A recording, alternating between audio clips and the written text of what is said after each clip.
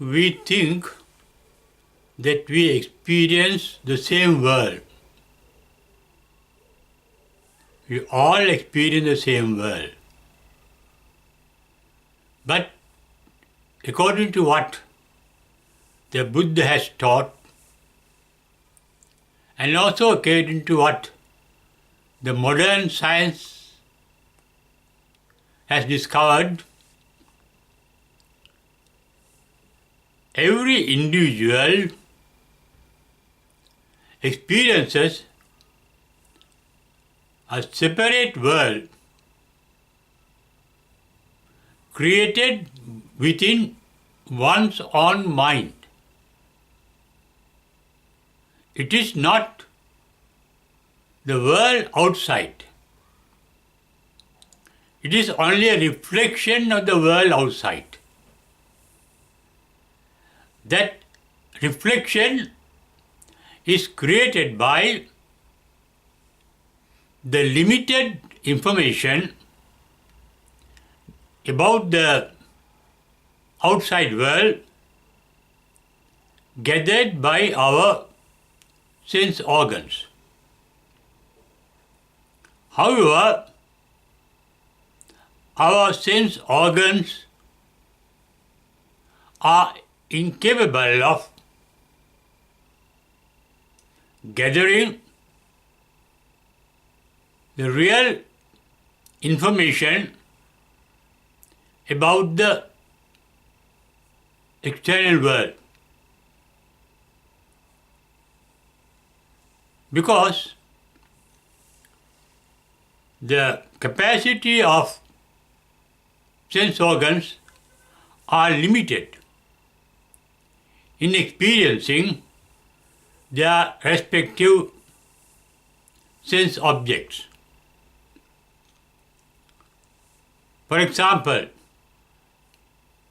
the range of light that our eyes can experience is limited. So is the range of sounds, the range of smells, the taste that we can experience. For example, our eye is incapable of finding out what atoms are or what subatomic particles are. Our eyes cannot see atoms. Even the normal things outside us. When things are far away from us, we see big objects as very small objects. A jumbo jet line we can see far away in the sky as a small bird. Even the mighty sun we see as a plate. So is the moon. And sometimes even galaxies far away from us we see as a small star, just the light. It means all our sense organs are incapable of knowing the reality of anything. For example, our noses cannot know even what the nose of a dog can know about things. And even sounds. We cannot hear the sounds what the dog can hear. In this respect, the only world we experience by our mind is the world created by the mind with the help of the limited information supplied by sense organs. This is the basic ignorance of our reality. This ignorance is named in Buddha's language as moha. It is because of the ignorance of the reality of things that we either like them or dislike them, that we get attached to them or resent them. Depending on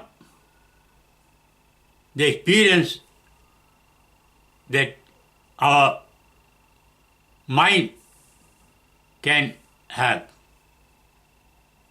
As I mentioned earlier, it is not the reality of things that our mind experiences. Therefore, we can say our own mind has misguided us.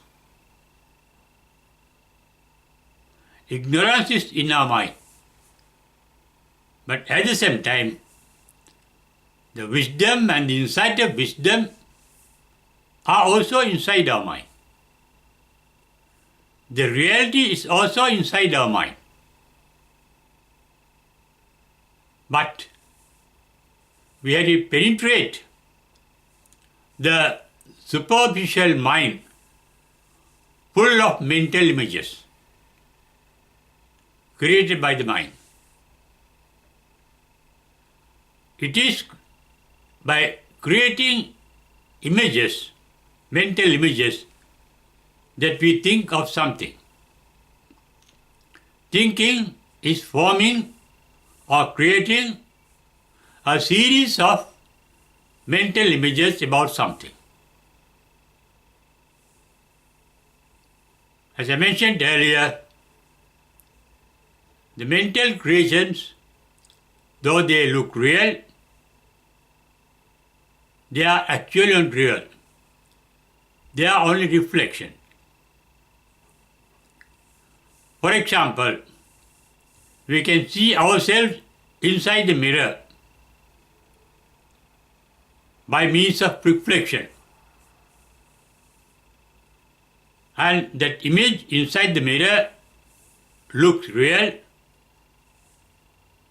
but actually it is an illusion.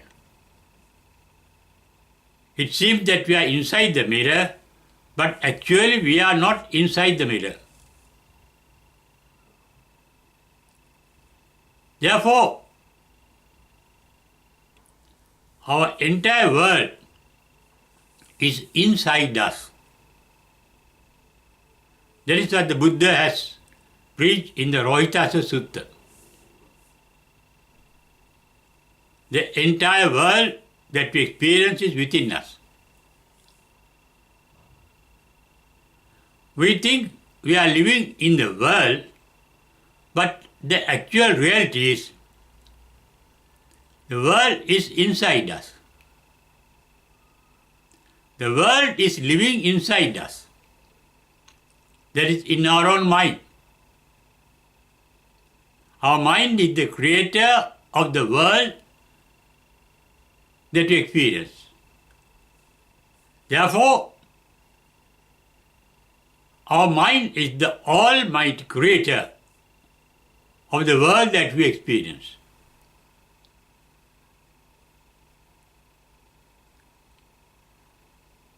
Even the God or the creator that we think that has created the world in which we live is not outside us, but is inside us. The God is an image in our own mind,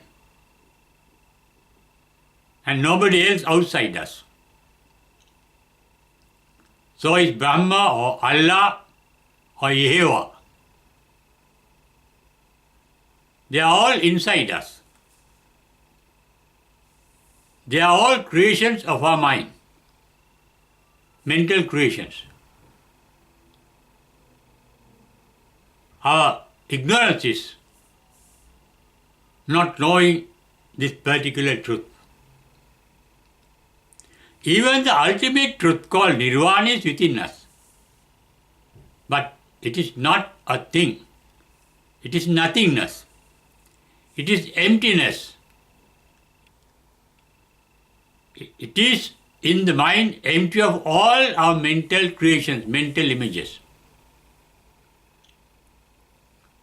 That one can realize at the enlightenment. Even the Buddha realized that reality at his enlightenment. And in the first paean of joy after enlightenment, Buddha said, at the enlightenment, the creation of mental images ceased in our mind. That means thinking came to an end. No more thinking. There is insight, but no mental creatures, mental images. The mind becomes free of all mental images.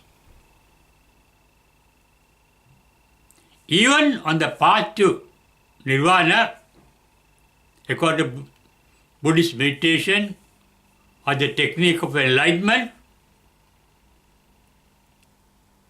one can stop thinking, just becoming aware of mental signals. There is the technique Buddha taught an ascetic called Bahya in the Bahya Sutta, saying the shortest cut to enlightenment is to be aware of sensation without thinking of them. Thinking means creating mental images. Mental images are illusions.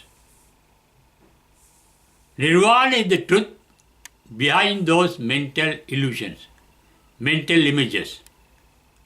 And that is called the emptiness, sunyata. The mind free of the burden caused by mental images. It is completely relaxed mind, free of all burdens, free of all feelings and thinking that heat the mind. Thinking is creating mental images, as I mentioned earlier. And mental images are associated with feelings. They bring a tension in our mind.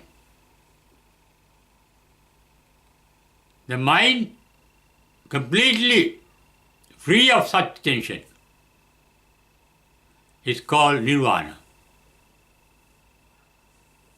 That nirvana too is in our mind, not outside us.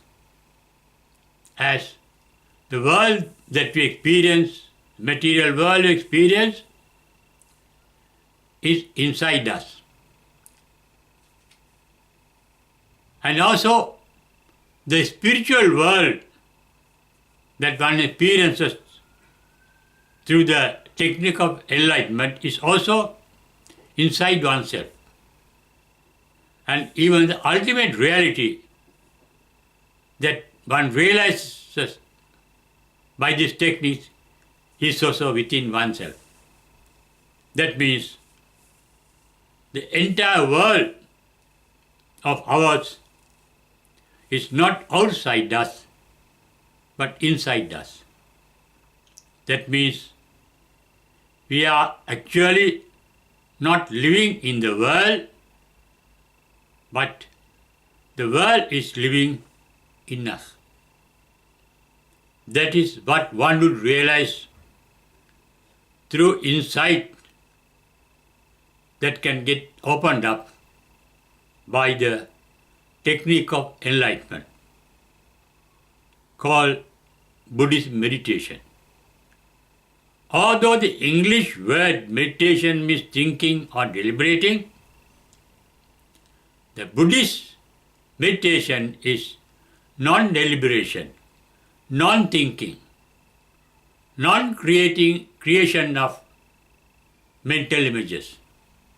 That is, freeing the mind from all its burdens created by mental images. It is the weight of this world, the mental world, that burdens us. Enlightenment means getting completely free of that burden.